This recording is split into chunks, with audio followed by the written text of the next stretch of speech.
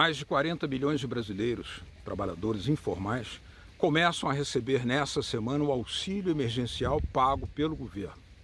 O valor do benefício estatal, que já foi de R$ 600 o ano passado, agora terá o valor médio de apenas R$ 250. Insuficiente até mesmo para a compra de uma cesta básica, estimada em R$ 1.014, para uma família padrão de 4 pessoas. A redução do valor do auxílio emergencial ocorre paralela ao aumento do desemprego e da miséria, segundo órgãos especializados.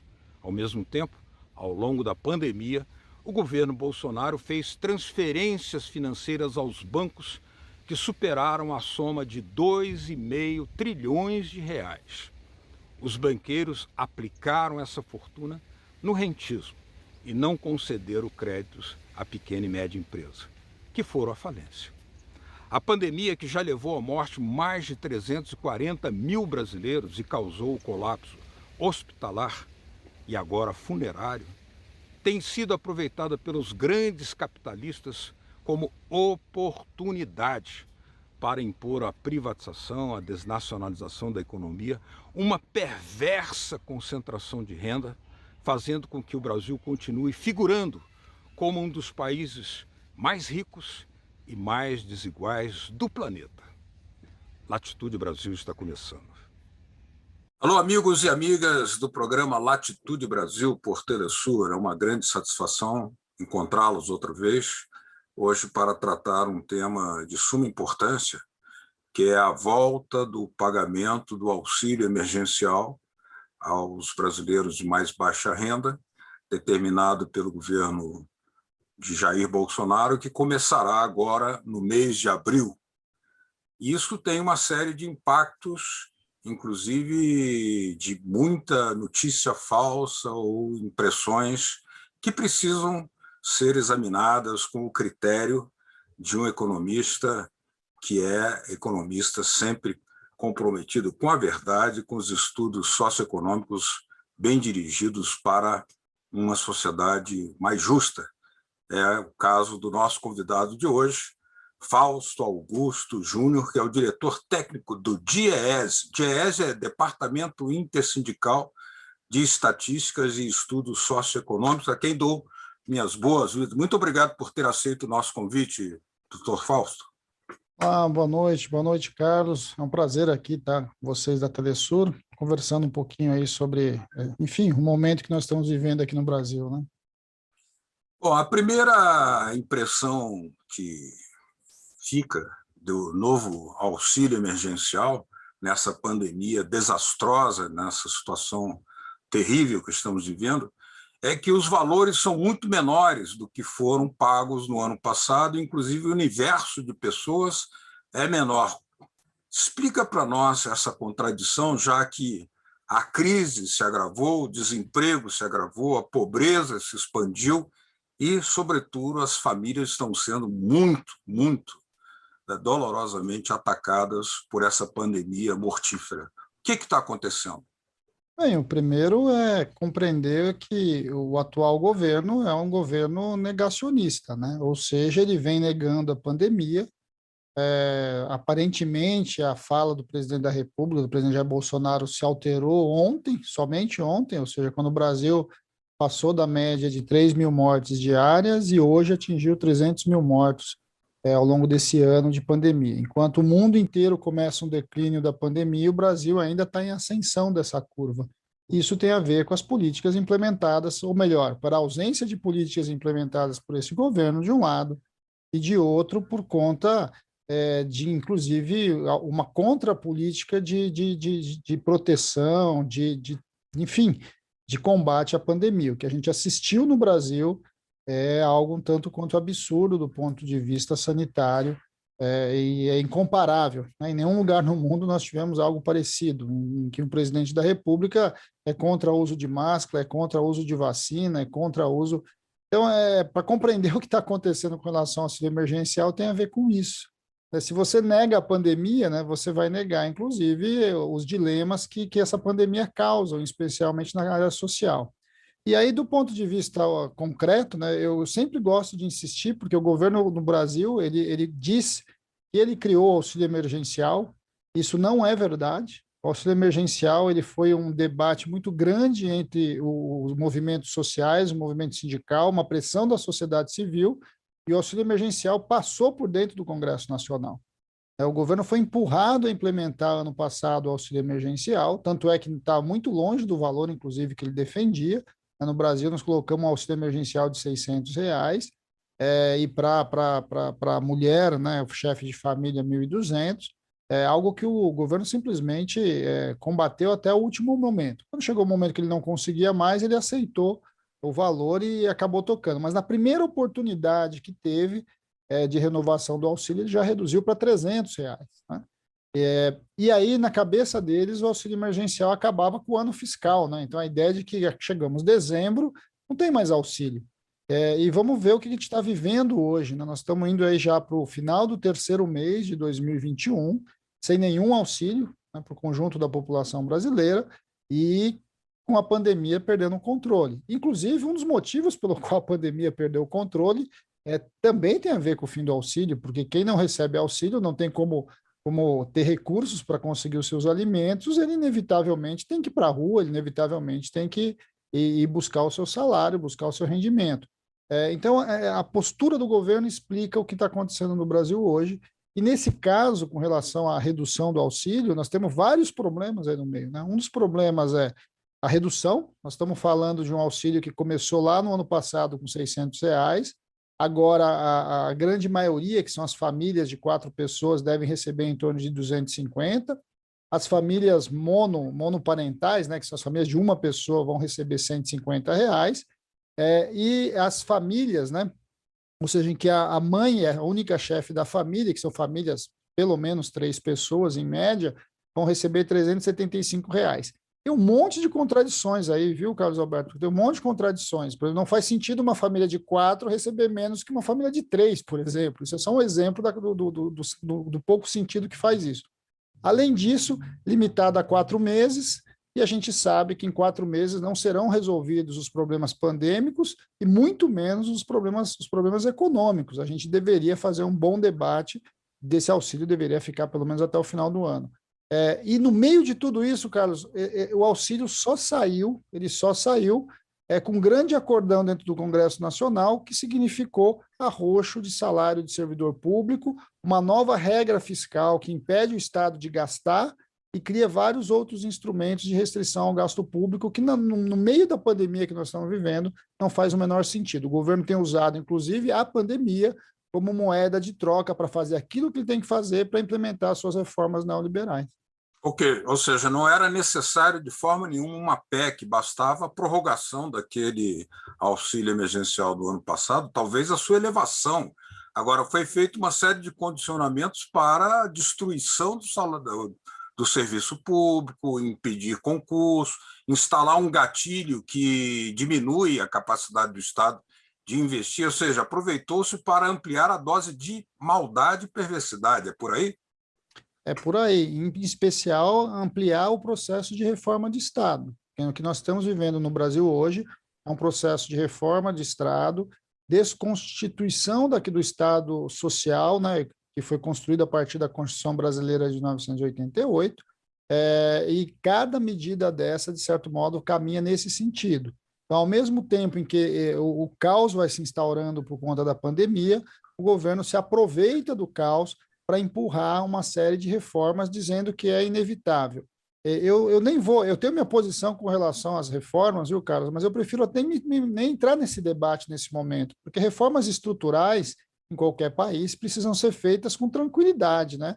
Momento de pandemia, você não tem clima no país para fazer discussão séria sobre que estado a gente quer, como a gente vai lidar. Nesse momento, o que nós queremos é vacina, o que nós queremos é vaga de UTI, é oxigênio. É isso que nós estamos falando. Mas o governo se aproveita da pandemia, inclusive, para fazer esse tipo de alteração, como outras reformas que estão tramitando no Congresso Nacional e que eles vão querer empurrar ao longo desse ano. Agora, nós tivemos aí um quadro muito caracterizado. De um lado, a redução do auxílio emergencial e, de outro, um aumento enorme das transferências do Estado para o setor financeiro, ou seja, os banqueiros estão ganhando muito nessa pandemia e os necessitados reduzindo os seus ganhos. Como é que o senhor comenta isso? Bem, o que nós estamos assistindo, e isso não é só no Brasil, né? Os mais ricos, né, os muito ricos, estão ampliando a sua riqueza, eu acho que esse é um dado bastante importante. Nós estamos com um embate agora na OMS, junto com a OMC, e toda a discussão que a ONU está puxando em relação à quebra da patente das vacinas, porque não faz sentido. A gente está numa pandemia global que pode simplesmente alterar a lógica que a gente conhece de humanidade, e as grandes empresas farmacêuticas ficam discutindo quanto que elas vão ganhar com a morte das pessoas. Acho que esse é um debate fundamental que a gente tem que travar, e não há dúvida que isso está avançando. E não avança só nisso, não. Na pandemia, a gente assistiu, por exemplo, no Brasil, uma elevação dos preços dos alimentos muito grande, Alberto. Porque se a gente pegar para olhar a inflação dos alimentos, ou seja, a inflação dos mais pobres, enquanto a inflação ficou girando em torno de 5%, a inflação dos alimentos subiu mais de 15% aqui no Brasil. Então, se a gente pegar os mesmos R$ 250 de março do ano passado, comparar com os R$ 250 de março deste ano, a gente vai comprar 15% a menos de alimento do que se comprava.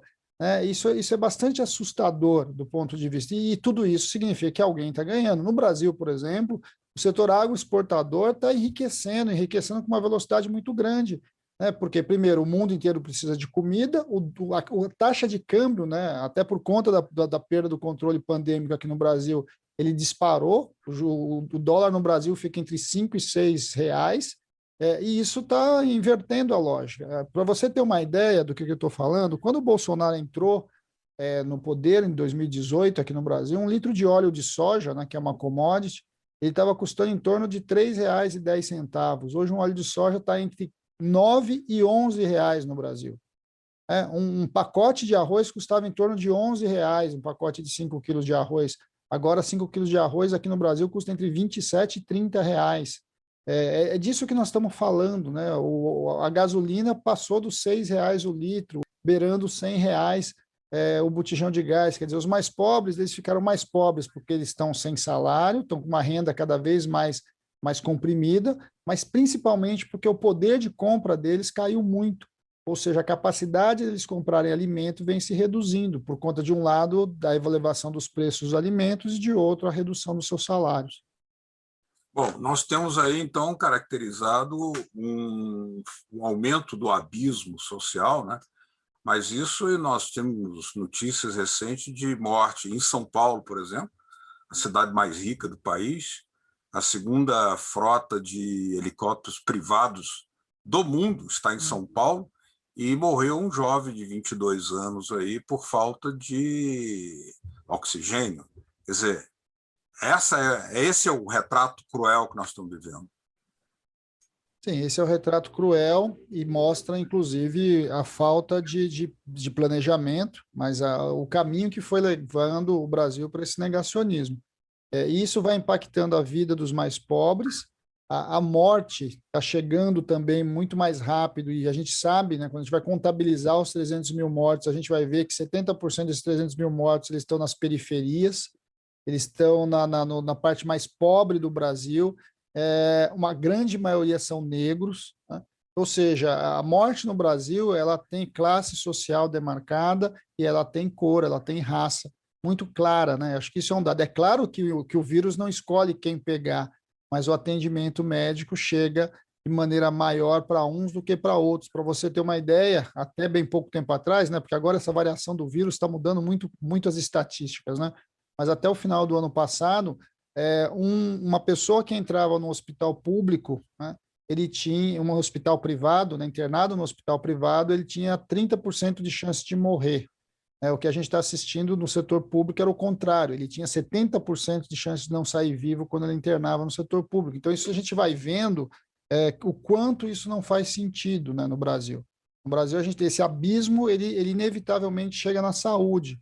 Bem, uma das coisas que a gente tem assistido e que chama muito a atenção é como a pandemia ela chega entre os mais pobres, e os mais pobres, até por conta de não ter como buscar receita, como buscar renda, eles se arriscam mais, e é absolutamente normal que isso aconteça. Eu compreendo que a mídia, em geral, faça muita propaganda, né? Divulgue muito e denuncie as festas, esse absurdo que a gente está assistindo em alguns lugares do Brasil. Mas a maior parte das pessoas que estão se contaminando não se contaminam por causa das festas, se contaminam porque precisam sair de casa para trabalhar, precisam pegar os transportes públicos, precisam estar em aglomerações, e não são aglomerações por opção, são aglomerações por necessidade. E por isso o auxílio emergencial é tão importante. É fundamental que você garanta um mínimo de condições de sobrevivência para que as pessoas possam ficar dentro das suas casas, né, minimamente protegidas contra o vírus, mas mais importante do que isso, né, impedindo também que o vírus se prolifere, porque o nosso dilema hoje no Brasil não é só uma questão individual, ele é, antes de mais nada, uma questão social. O vírus perdeu o controle. Então, socialmente, a gente precisa de uma ação para que o vírus transite menos, contamine menos, para a gente minimamente ter tempo para lidar com a questão da vacina, que é um outro drama que o Brasil está vivendo. O Brasil não tem vacina. Muito bem. Nós estamos conversando aqui com o economista Fausto Augusto Júnior, do DIEESE de São Paulo. Vamos fazer uma pequena pausa agora e já voltaremos a mostrar esses números estarrecedores de um Brasil tão rico e um povo cada vez mais pobre, inclusive mais vulnerável para enfrentar essa pandemia. Já voltamos.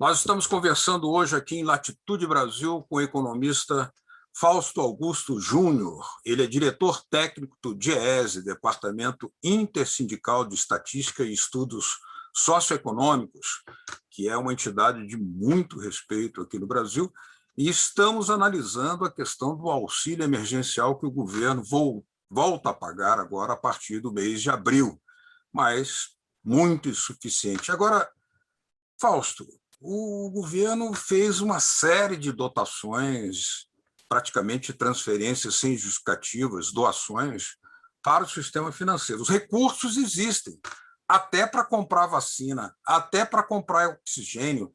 Quer dizer, onde é que está sendo aplicada essa dinheirama toda? Para onde é que ela está indo?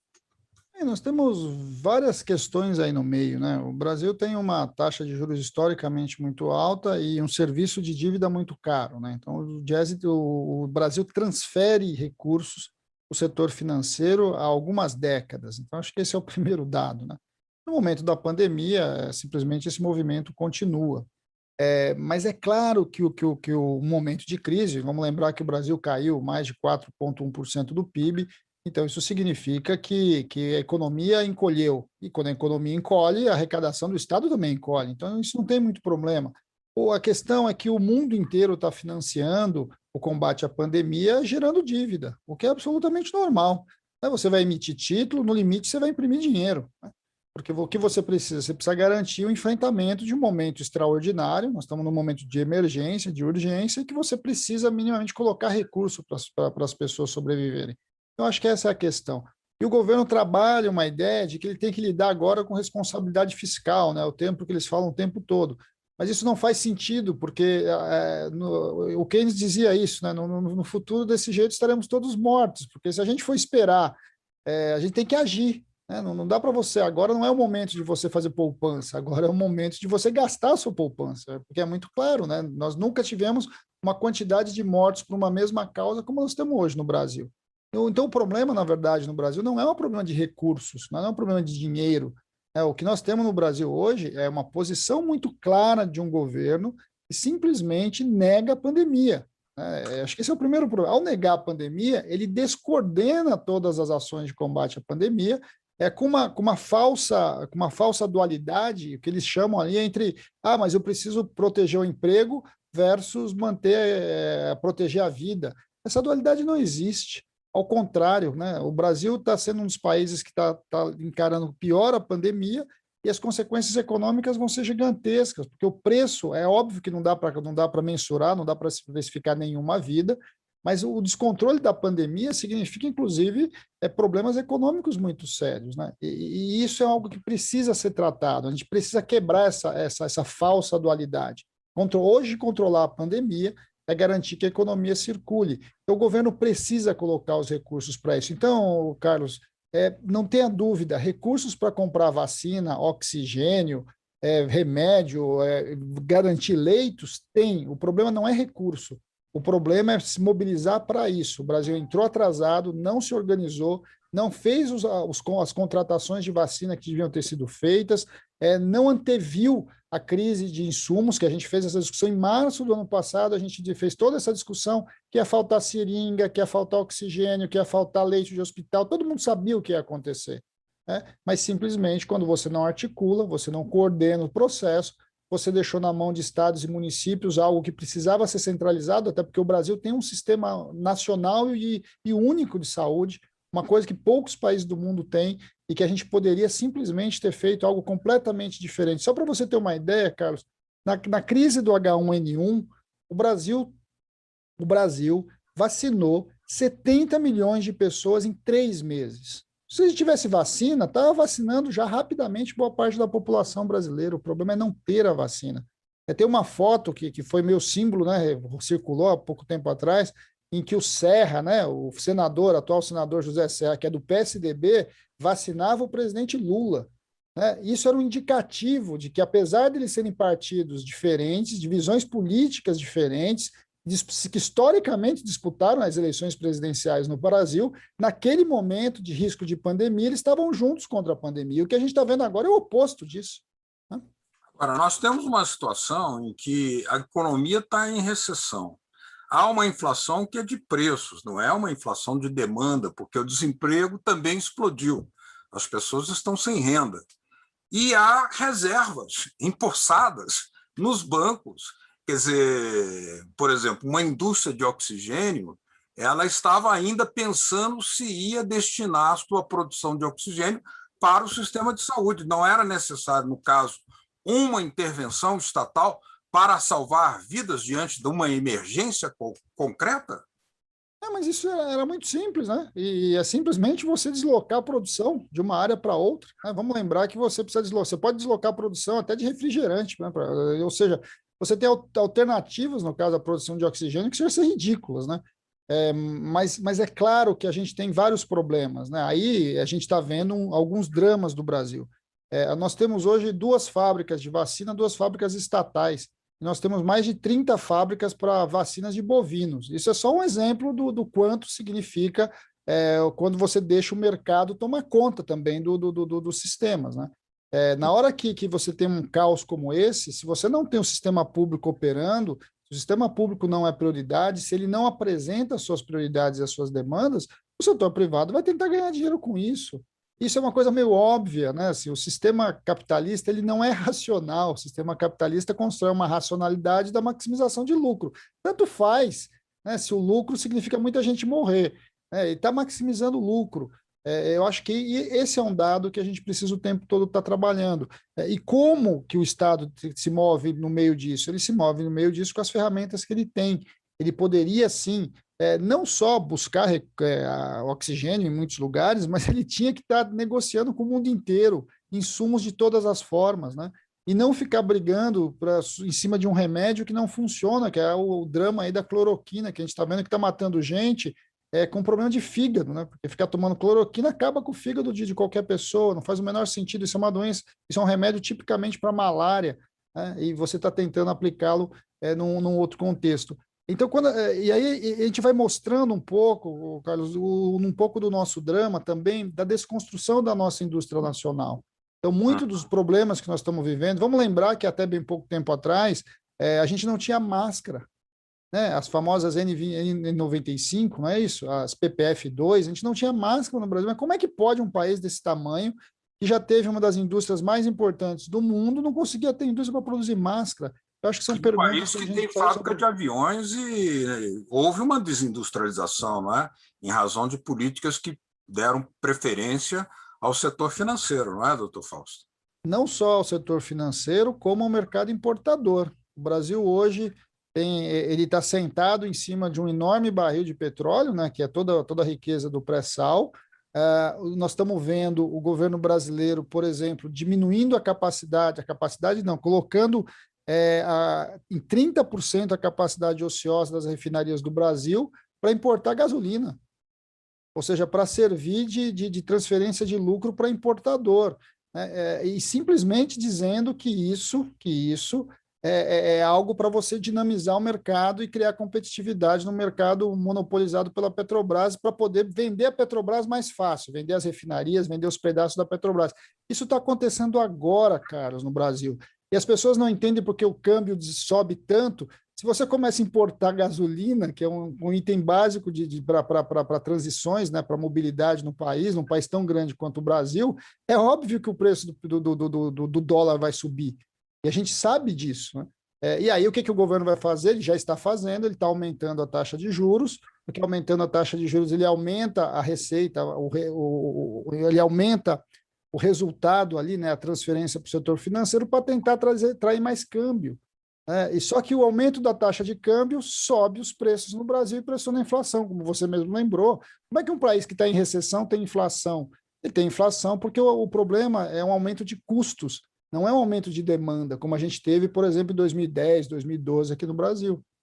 Está muito claro o caos que nós estamos vivendo e as raízes desse caos e também as sugestões, indicações de políticas para superar. Doutor Fausto, gostaria de agradecer muito a sua presença aqui em Latitude Brasil. Estaremos sempre de portas abertas. Muito obrigado. Nós que agradecemos a oportunidade de conversar com todos e estamos à disposição sempre que debates desse tão importantes como esse precisam ser feitos, e nós estamos aqui para isso. Doutor Fausto Augusto Júnior, do DIEESE, diretor técnico do Departamento Intersindical de Estatística e Estudos Socioeconômicos. Ficamos por aqui com Latitude Brasil. Semana que vem estaremos de volta. Um grande abraço a todos. Tchau.